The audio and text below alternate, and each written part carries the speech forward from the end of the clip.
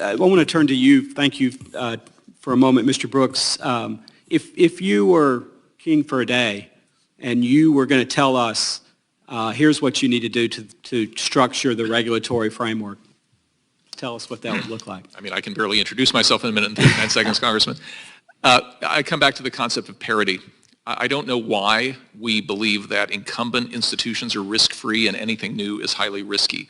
So if I have a platform built on a blockchain that is doing lending, I don't know why it's so hard for us to say that can participate in our banking system.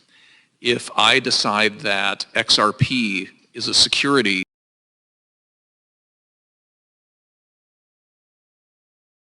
why won't we let it list on a U.S. exchange?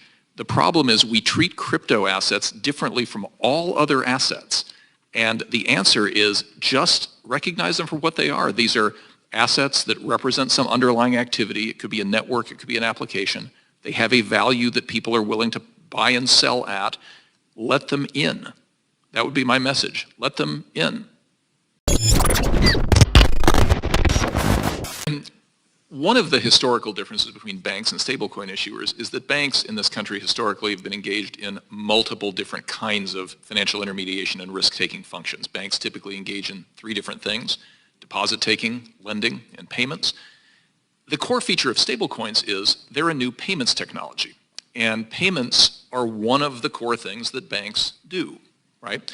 So banks historically innovated in payments by first having check clearing, then later having traveler's checks, then later having prepaid cards and things like that. Stablecoin is just the faster, most modern way of transmitting those values. Stablecoin issues, of course, don't present all of the risks that banking presents. They don't typically engage in lending or anything else. And this is one of the reasons why at the OCC we looked very carefully at the possibility that payment companies like American Express in a different generation, Circle today, might possibly qualify for bank charters. They're engaged in a core banking function, but not in the other banking functions. It's to my point earlier that sometimes crypto is reducing risk, not increasing risk. But do you think Congress needs to introduce legislation to provide more definitional clarity with respect to digital assets? And if so, do you have any specific suggestions? Well, I really appreciate that question. That is the most important issue in the short term for the industry. And so let me just pick up where Mrs. Wagner left off. If the question is the current test clear, it's clear in the sense that we know what it is. It's not clear in that it's a 4-factor balancing test. So I often think about what like the U.S. trucking industry would be like if the truckers didn't know that the speed limit was 75 miles an hour. They just had a 4-factor test of general safety having to do with how much sleep they got the night before, the overall size of their payload, and other factors. People need to know what the speed limit is. In my old agency, the OCC, what would happen is a bank would come to us with a new activity proposal, and we would give them an answer. We would either give them a non-objection or we would not give them a non-objection, and it was very clear whether they would be allowed to access that. What happens in the United States is you have a new crypto project and you walk into the SEC and you describe it in great detail and you ask for guidance and they say, we can't tell you, and you list it at your own peril. So whether this comes from legislation that defines what is a security and what isn't a security, or whether it comes from Congress in the form of legislative discretion to an agency to say what is a security, I would argue that a 4-factor balancing test is no better here than it is as truckers drive down the highway guessing what safe is.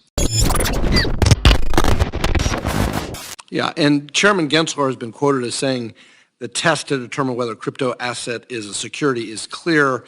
Mr. Brooks, do you agree that that test is clear? I take it from your previous answer, the answer is no. But could you walk me through the process that exists today to determine if a digital asset is a security? Yeah, well, thank you for that. The best test that is out there is a test that several of us on this panel actually helped to develop about 3 years ago as part of an industry organization called the Crypto Rating Council. When I came to see several of you several years ago in connection with the Crypto Rating Council, the way I described it to you was it's sort of like motion picture ratings for crypto. We don't know authoritatively what's a security and what isn't because no authority will tell us. But what we can do at least is we can tell you the difference between an R-rated asset and a PG-rated asset, and people can make their risk tolerance judgments. So the way that process works is it's an objective, quantitatively based process that asks several dozen questions about the asset across each of the dimensions of the Howey test, It gives you a number, and that number tells you how close you might be to danger and how far away you are. Let me interrupt and just say, I recognize that some rules or federal regulation of both digital assets and cryptocurrency trading platforms might be supportive of bringing clarity, but I'd never underestimate the ability of the federal government and regulators to stifle innovation. Can you give me an example of an overreach that would stifle innovation? Well, the idea would be to say to let traveler's checks exist inside the banking system and not bring a stablecoin issuer inside the banking system when they've applied. When you were at the OCC, you provided some clarity there, and you also dealt importantly with self-custody. You know, Mr. Allaire, you mentioned that the code is literally online. Any of us right now during the hearing could download code and could begin to self-custody a digital asset. So as you look at that, how important is it to provide this clarity, Mr. Brooks? Well, specifically on the issue of custody and self-custody, this is a way that crypto tries to make an advance over the current system. So the issue with custodial assets we've seen, and this committee's looked at many, many times. Think about the financial crisis when there was an issue of foreclosures, and it was difficult for custodians to produce the original note that proved whoever was entitled to enforce that transaction and foreclose on a property, because the piece of paper had gone missing or the custodian had merged with another custody company or whatever. One of the things crypto's trying to do is to use technology so that you can safekeep your own assets for free versus having to pay somebody else to custody it. That also provides a layer of financial privacy, something that this committee usually favors but sometimes, strangely, doesn't favor. So self-custody is one of the key things, along with self-ownership and self-determination on this Internet of Value, that's really critical to the nature of the network.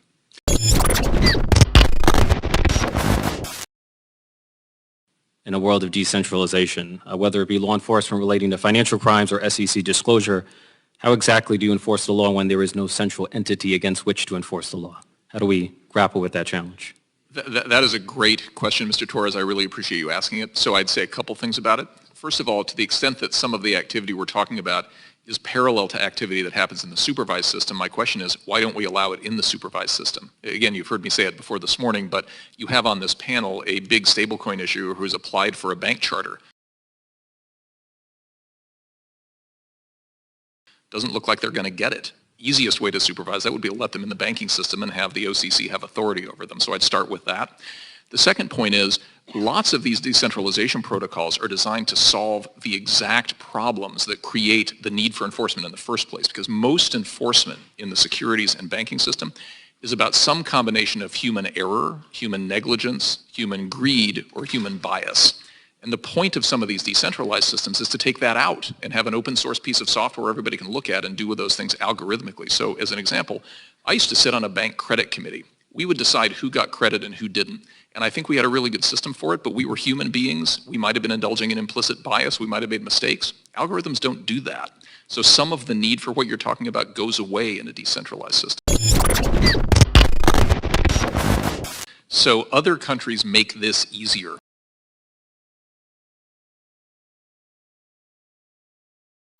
Okay, let me just make clear, other companies make this easier, other countries. I just came yesterday from the Middle East,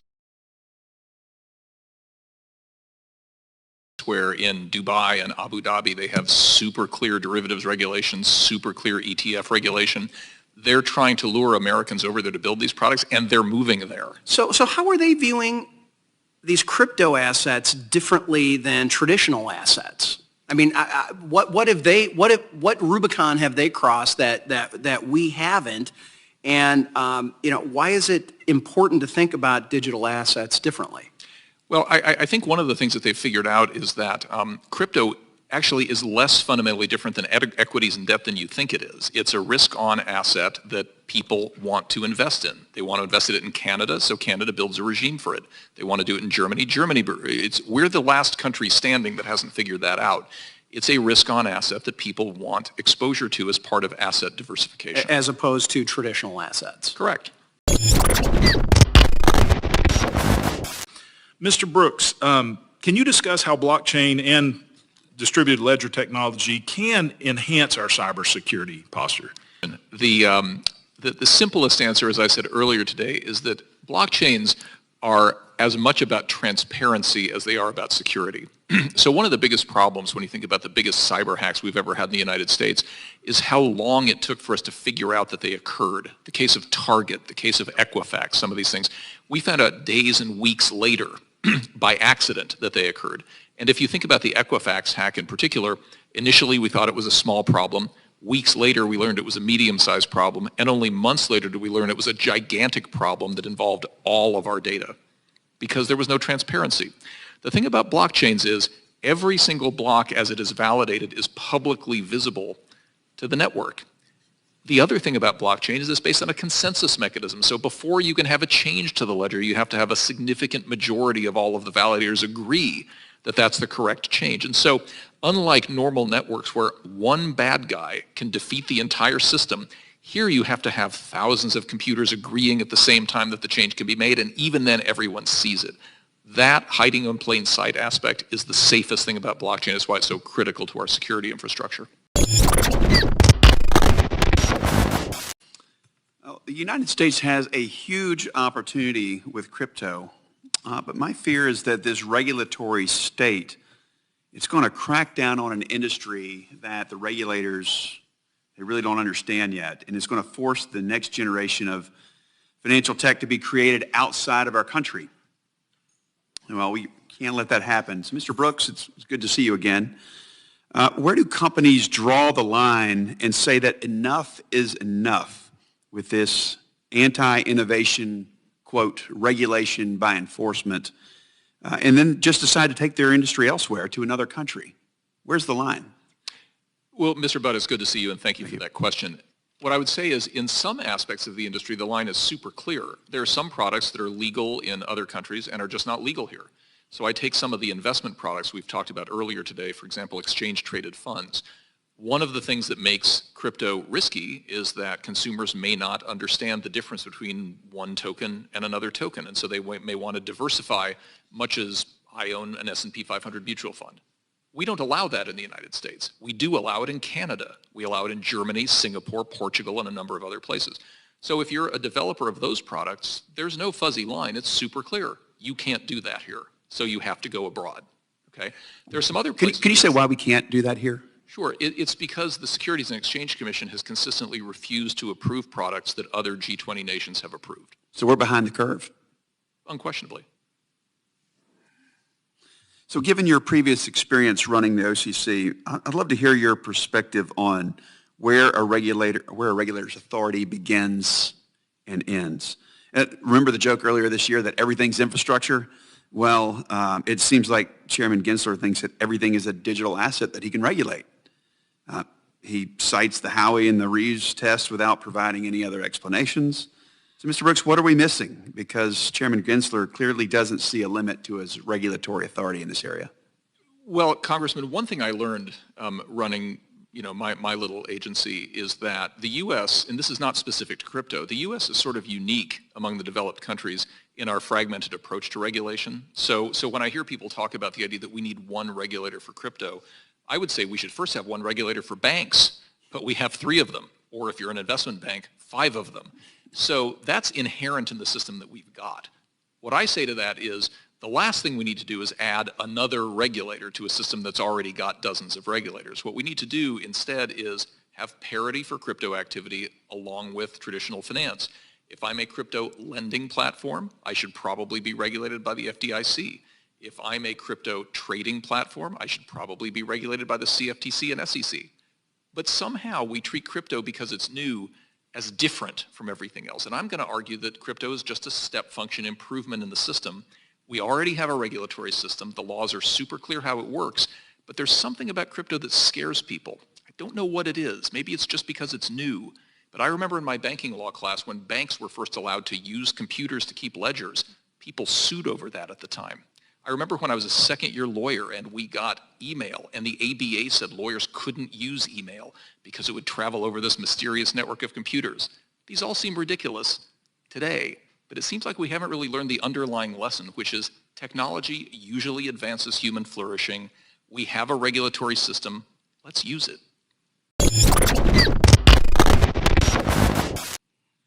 If I could, I think there are, obviously there are people who believe that cryptocurrency is difficult, maybe even impossible to track. Can you talk about that as it relates to the blockchain? And while we talk about illicit activities, alleged illicit activities, oftentimes would be investigated by federal authorities, could you explain maybe the fallacy in that as if you were talking to our local police chiefs or local sheriffs? Sure. Well, thank you for the question, Mr. Kussoff. I actually do this talk at local Rotary clubs and things around the country all the time, so I think I can do that pretty well. I think the easiest way to understand it is let's contrast blockchain transactions with normal banking transactions to see how much easier it is to trace them on a blockchain than it is in a banking transaction. So let's imagine for a moment that I would never do this because this would be flagrantly illegal, but let's say I bought you lunch, okay? And let's say that afterwards you wanted to Venmo me your payment back, right? So you hit your Venmo button on your iPhone and you sent me money. What many people don't understand is that there are 7 or 8 different steps in the Venmo transaction. So all Venmo does is send an instruction to your bank. Your bank then receives that instruction, they write it down in their books and records, and then they then send an instruction to an underlying transfer network. It could be the automated clearinghouse, could be the FedWire system or something else. That system then contacts my bank. It inquires whether my bank has enough money to pay you. Once that's been done, then there's a debit from my account. It's very complicated. And in any one of those steps, information could be lost, there could be a breach, something bad could happen. Versus in a blockchain, there are no intermediaries. I'm not sending instructions to a third party to send instructions to another third party to eventually send you money. I've sent you money. And when the block is validated, I can see that my wallet address transferred that value to your wallet address. Simple as that. The easiest way for people to understand how easy this is, because we've had a lot of talk of hacking and cyber security issues, the reason that we found the bad guys in the Colonial Pipeline hack was because they asked for Bitcoin. If they had asked for diamonds, if they had asked for cash, if they'd asked for almost any other thing, we'd never have caught the bad guys. We caught the bad guys because, not in spite of, because they used Bitcoin and we could tell exactly where the money went. So the blockchain, because the blockchain was used, it was traceable. Correct. And just briefly, because my time is expiring, again, as you're talking to Rotary clubs, you could give specific examples where the FBI and other federal law enforcement agencies use the blockchain, in fact, to help trace and help determine?